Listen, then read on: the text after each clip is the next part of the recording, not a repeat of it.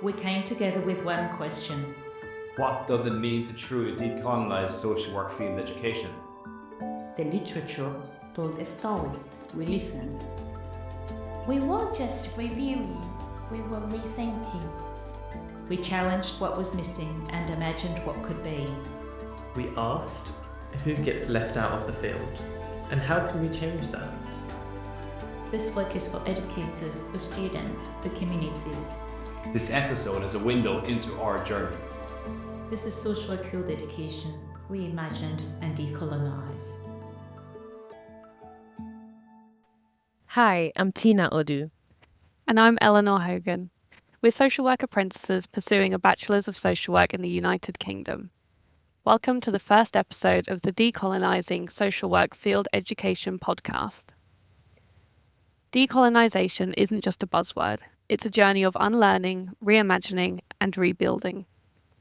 And in social work field education, it is absolutely essential because I feel this is where practice actually begins, where we as students are shaped and our values are either reinforced or challenged.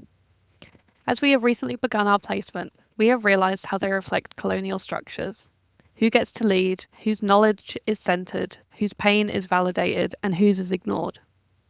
So I believe decolonising field education isn't just about changing curriculum, it's also about transforming power dynamics and making space for Indigenous, Black and other marginalised ways of knowing.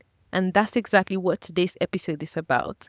We sat down with a full research team behind a major scoping review that asked, what does it really mean to decolonise social work field education or placements as we know it in the United Kingdom?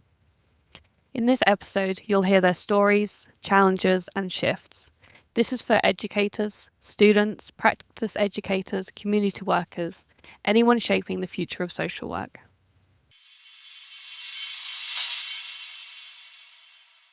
Thank you all once again for joining us today. So my first question is to all of you. Can you introduce yourself in 2 lines? Hi, I'm Dr. Anne Anker, Associate Professor in Social Work at University of East Anglia.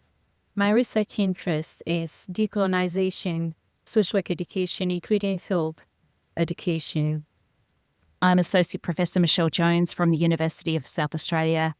I'm coming to you from Kaurna country, Kaurna, and that is located central Adelaide here in South Australia. And I acknowledge the elders from Kaurna country, past, present and emerging. My name is Omar Mohammed. I'm a lecturer in social work and I'm an activist. Hi, I'm an associate professor in Segel. I'm from a Superior Academic College in Israel. I'm a social work educator for more than 20 years. I'm Dr. Famiende Sachin, an associate professor at the University of Sussex in the UK. I'm also the founder of the international working group that look into decolonising social work field education and the project lead for this podcast series. My name is Michael Wallengren Lynch, Irish born. I've been living in Sweden since 2009. I've been involved in social work since 2004. I worked in practice up until about 2015 when I got into academia, but I did my doctorate in Sussex. I am Nishi Mitra Fromberg. I'm working as a professor in the Advanced Center for Women's Studies at the Tata Institute of Social Sciences, located in Mumbai. Hi, my name's Libby Hammond and I'm an Anglo-Celtic Australian. As a social worker, I have a background in community development, child protection, academia and research. And as a resident of Australia, I'd like to acknowledge the traditional custodians, the Kaurna peoples of the lands where I live and work. And I pay my respect to elders past and present. Thank you all for that wonderful introduction. It's really great to have you all here today and to hear about your diverse experiences from different parts of the world. Can you start by providing an overview of what you did in your scoping review and your findings? Thanks for that question, Tina. Yeah, we'll start by talking maybe a little bit about the methods and the approach that we took and then talk a little bit more about some of the findings. In terms of the methods, we met monthly as an international network of scholars, social work practitioners, and social work students. We, in effect, decolonised the methods as we use them. We came up against some, I thought, eye-opening experiences for me as a Western academic who has access to a whole range of different databases and libraries online, and recognising that my international colleagues didn't have the same access to the same databases, they didn't have access to the same technology that I had available to me in my research sphere. And we engaged in some decolonising processes as a result of that, and so changed our search strategy, for example, and used relational searching as well. And so using articles that colleagues had found in their practice. Yeah, I'm just going to go back to what Michelle said about having access to some of the systems that we don't have access to. So, for example, we were asked to, if you know of any articles or anything, to bring these articles in, and then we give them all to Dr. Jones, who is the lead researcher, who then imported into something called Covenants, which I didn't have a clue about what it was, and therefore learning about how to use these systems again. One of the things I remember that we had a really good discussion on about is that we're using systematic review methodologies where we bring in all these papers and then we read them. But then systematic review uses something called quality assurance. And then we thought, oh no, we're not going to use that, because then we needed to decolonize the approaches that we were using. And that was really interesting. Yeah. Just want to add that one of the obstacles was the language, that some of the articles were in other languages than English. And we didn't have a way to include it in the Covidence, I think, or something technical. So they left out. So if we look of decolonizations of our own process, we can really understand that some knowledge still in this research left behind. Although we did an really extreme effort to include it. Yeah, it certainly was a reminder of how colonial academic systems are and remain, no matter how much we might try to decolonise them. That was great, thank you. So I think that our listeners are going to be able to learn a lot about decolonising social work field education. But I'm interested, Anne and Inav, what did you learn about decolonising social work field education while you were undertaking the scoping review? To begin with, I was a little bit hesitant about being engaged in this project because although I teach social work students courses which are optional, I am not really trained in social work, and therefore to be engaged in this project on field education, I had some reserves. But I must say the first thing I learned by being in this group was the open and generous way in which the group treated me and all of us and welcomed our diversity and our different locations. And I think that the urge of learning from each other was a very good experience. As somebody coming from India, having a perspective on colonialism and also suspicion about any decolonizing attempts which have their locus in the West, I learned the method of talking across the world openly about conflicts and challenges. So the main idea that I took away from undertaking the scoping review was really understanding how widespread colonisation actually is, and even more importantly, how widespread and multifaceted decolonising social work field education is. So in my own previous research, looking at decolonising social work education, I'd focused mainly on places like Canada, Aotearoa, New Zealand, the Pacific Islands, but I hadn't really realised that decolonising social work education was occurring all around the world. So I think for me that was the biggest thing that I took out of the scoping review. I think too often we see decolonisation as let's just include some Indigenous content and the box has been ticked. And I think what we're really asking for, or what I've really learned and taken away from this project, is there's a real need for that critical reflexivity. What are we going to do differently? There's a real need for reforms on a kind of systemic level. And there is so much beauty and I think power in partnerships. Partnerships amongst academics, partnerships with Indigenous and racially minoritized people, partnerships with those who are still early on their journey when it comes to understanding colonialism and the impacts. There's so much opportunity. Yeah, I would certainly agree with that aspect around partnership and working with a group of people from all across the world, most of whom I've never met physically. That's always, for me, a fantastic thing to be part of. But I think for me, the biggest learning has been actually starting from being an Irish person and the relationship with England and what that means at a personal level. This process has really taken me on a journey of self-discovery. Not wanting to be cliche about it, but really I'm trying to understand how these layers of history make up my sense of self or a sense of identity. And I think while we talk about students needing to engage with this, it's also so much about practitioners, it's about practice teachers, educators.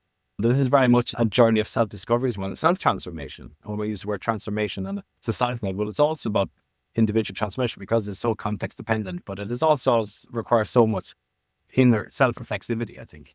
And that's what I'm experiencing through this process. And it's never a place you end up, I think, with decolonialism. It's an ongoing, maybe there is an end point at some point in the future. We aim for strive for that, but it's so much just about continuously checking in, recognizing what's playing out.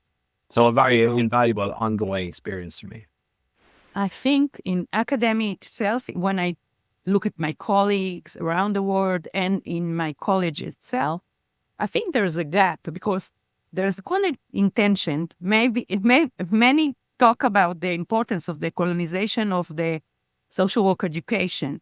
But actually, when we see the syllabus in the courses, in the models, there's a gap from the declaration or the way people, educators want to think about social work education.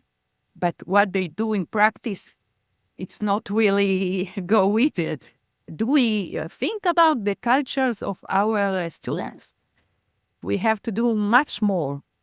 But I'm learning. I'm in the process. I don't think I have all the answers, not at all. And I think the work with the wonderful international group and our reflexive way of work, it's opened my consciousness and opened my ways of applying this. So I really think this work really changed me in a way as a social work education. Yeah, I second that, Inev. I think the richness of conversations around decolonial practices has really enriched my delivery of teaching. I think part of the problem, as you mentioned, is that we are still part of colonial structures as university employees. And so sometimes we can't go far enough. This experience, our research-based rigorous scoping review was a really eye-opener for the whole team. It shows us just how deeply colonial thinking is still embedded in social work fields education globally, like what Libby just mentioned. Key themes that came through strongly and which we felt were crucial to share through a learning tool like this podcast included the need to genuinely integrate Indigenous knowledge into our teaching, rather than solely rely on Western models, and to actively challenge white dominance in curricula and practice. We learned that understanding these issues through research might identify how current systems perpetuate cultural and epistemic injustice for non-white students is vital. but it absolutely must be followed by tangible action. The strong feeling is why we move to co-create this series for students, educators, and practitioners like our listeners today. So for me, I really appreciated the fact that we focused upon field education rather than education, social work education more generally. And as we discussed in the article as well, it was really interesting to see that the analysis revealed a substantial increase in publication on decolonising social work education from 2020 onwards. It's quite amazing to think that this is still a relatively new kind of area of research and that there isn't a lot of published research out there. And that term decolonising was only really present in articles around post-2010, which I thought was interesting, that we're really looking at something that has been probably under-researched in a lot of ways.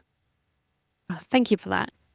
You used Adams' framework of injustice to analyse the themes. Tell me a little bit about how the framework and its relevance to your review. Yeah, absolutely. So the thing with Adams' Dimensions of Injustice framework, it's really thinking about injustice, which is a core principle and issue for social work. And it talks about three main interconnected forms of injustice. So you've got your cultural and epistemic, and then you've got your political and geopolitical, and then you've got your material. And I think a lot about cultural and epistemic injustices. When we think about epistemic injustice, which comes from the work of Miranda Fricker, that's very much thinking about knowledge and what knowledge is valued and legitimized, as well as what knowledge is devalued and disregarded. And there are some real core issues when we think about things like cultural erasure. This idea that Eurocentric knowledge systems in education and in this kind of particular kind of work, almost this silencing of Indigenous or non-Western ways of knowing. And I think when I was a social work student, not really seeing my local kind of embodied and Indigenous knowledge platformed in the social work curriculum.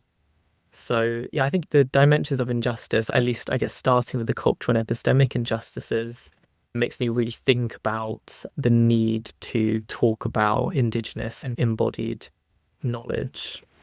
Thank you for that.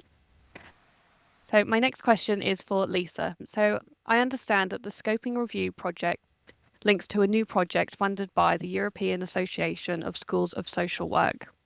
As a lead for this project, Lisa, from your perspective, how can this podcast series help students like me have a bit more decolonised experience in social work field education?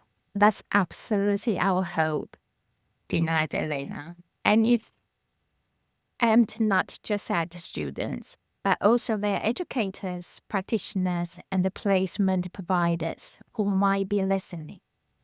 To explain how it can help, we did this by co-creating the entire podcast series with practitioners, educators, students like yourself, and importantly, people sharing their lived experience from all around the world. We choose co-creation because it's so deeply linked to decolonization itself.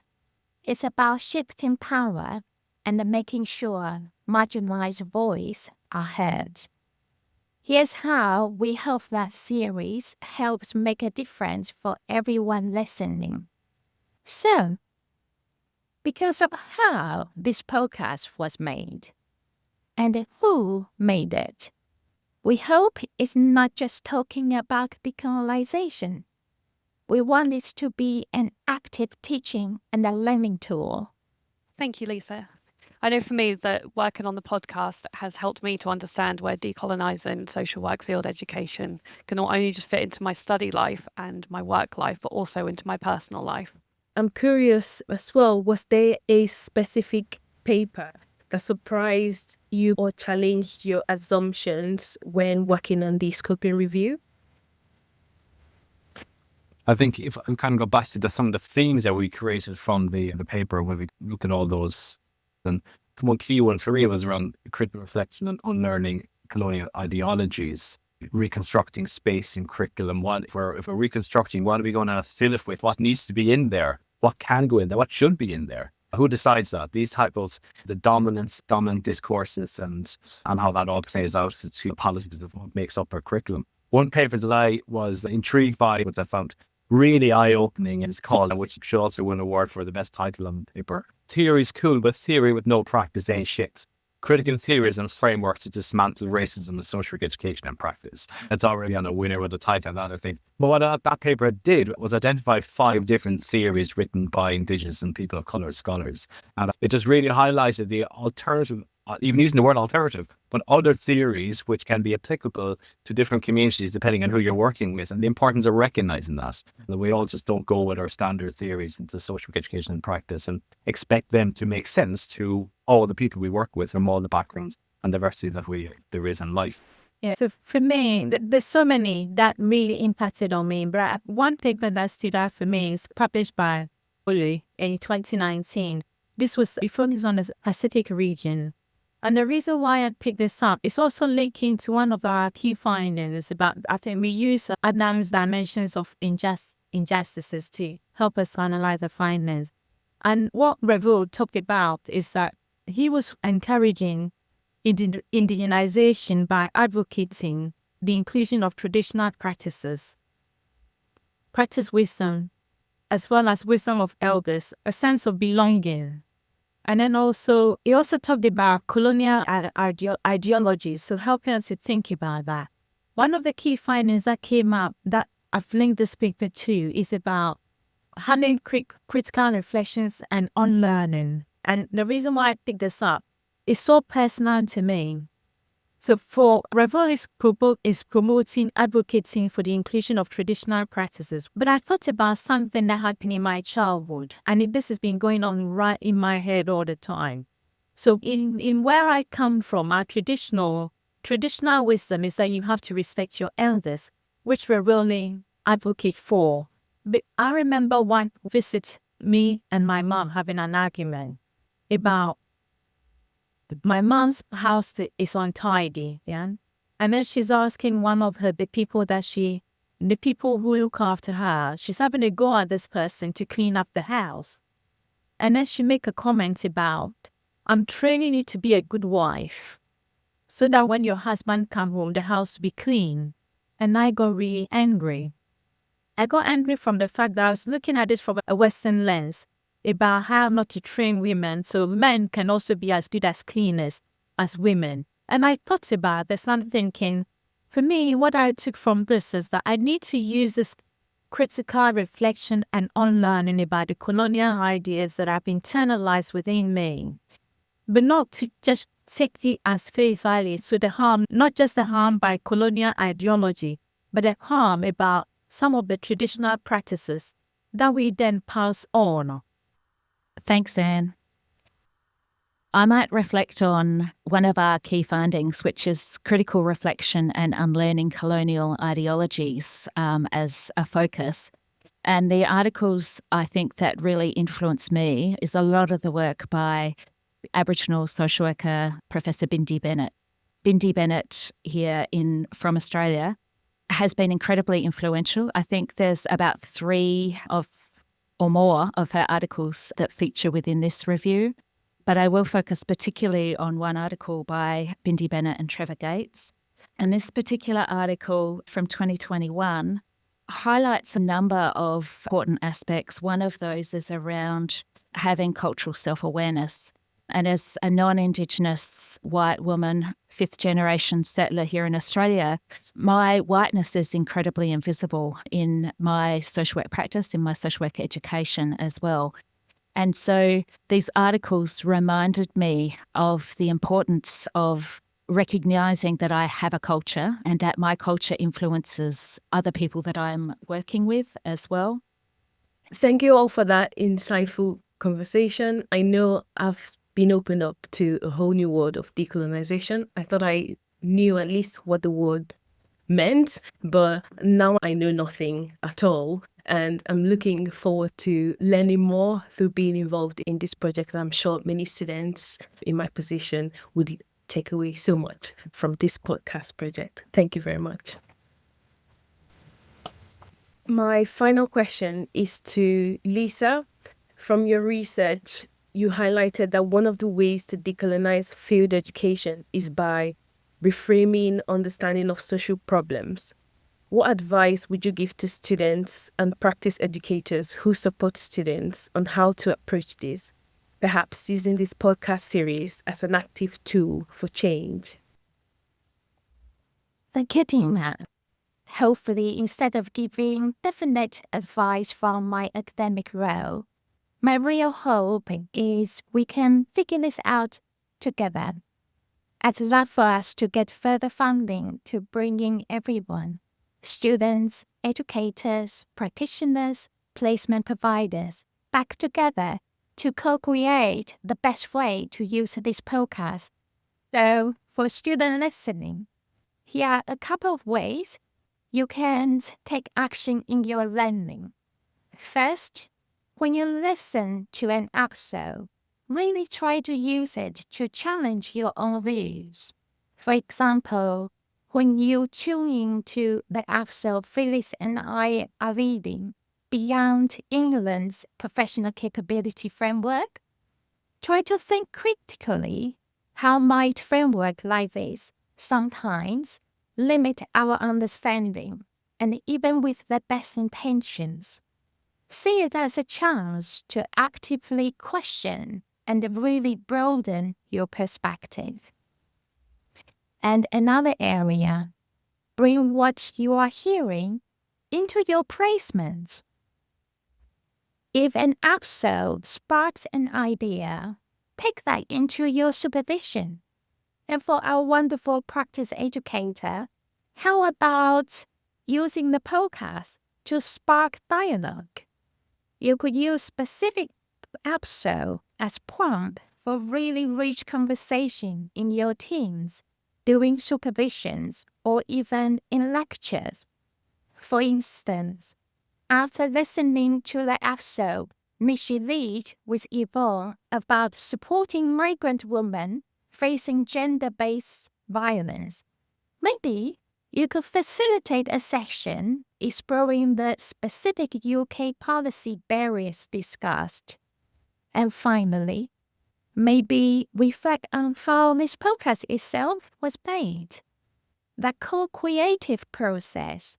Think about how you could bring more of this participatory approach into your teaching, your supervision, or your team learning.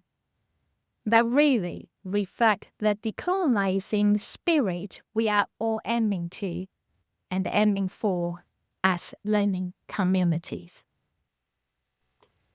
I feel like that was a sneak peek into the wonderful episodes we have lined up to tease people and invite people really to this topic that we're discussing. And I really liked when you said, as students, we need to challenge our bias, because from my learning from this, participating in this project, is really understanding what limited knowledge I had and what I'm yet to learn. Thank you very much, Tina. Thank you, Tina and Eleanor. Thank you. Thank you very much again. Hearing the answers to our questions has made me really excited to hear the rest of the podcast series. I agree. This series has brought the scoping review to life, and we will explore so much about the paper, the concept of decolonization of social work, understanding Indigenous family structures, cultural relevance on placements, and lots more. It's amazing hearing how the professionals have walked through the challenges during the scoping review as well. And it shows that in social work, you never stop learning. We want to say a huge thank you to those who created the scoping review and those who have participated in the podcast series, including the hosts and the guests. Through this podcast series, we hope that you will learn as much as we have on this journey. Happy listening.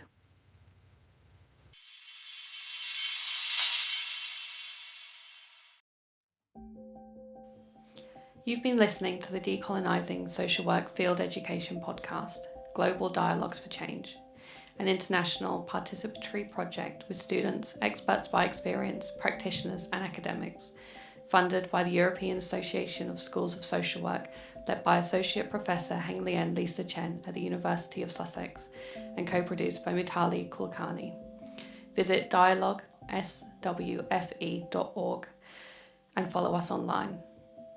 Decolonising social work starts with you. Stay tuned.